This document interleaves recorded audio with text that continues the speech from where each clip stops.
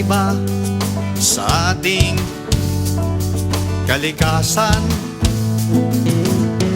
Unti-unti itong nasisira sa gawain ng naninirahan.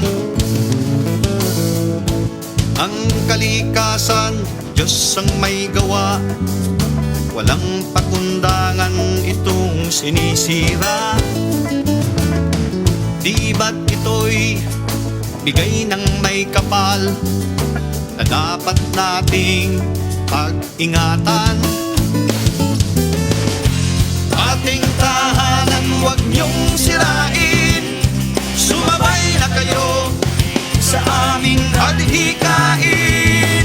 Di ba't ito ay tahanan niyo rin, tahanan mo, tahanan niyo.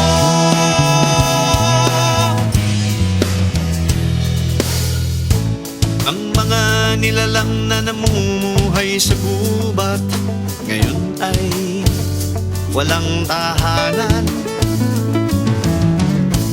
Ang mga bundok ay naging patag, haraan lamang daw ng pag-unlad.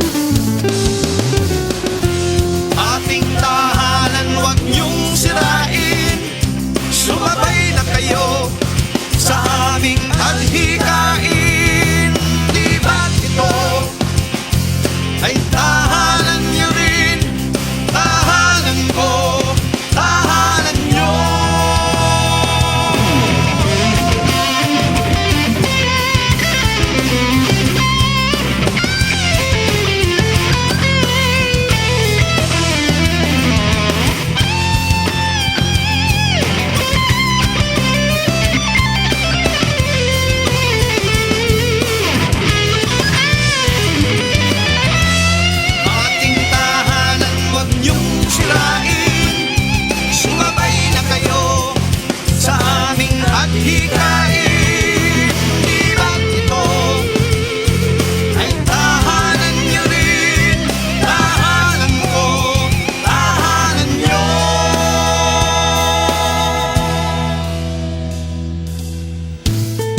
Kalamidad ay isang malaking hudyat upang tayo ay mamulat.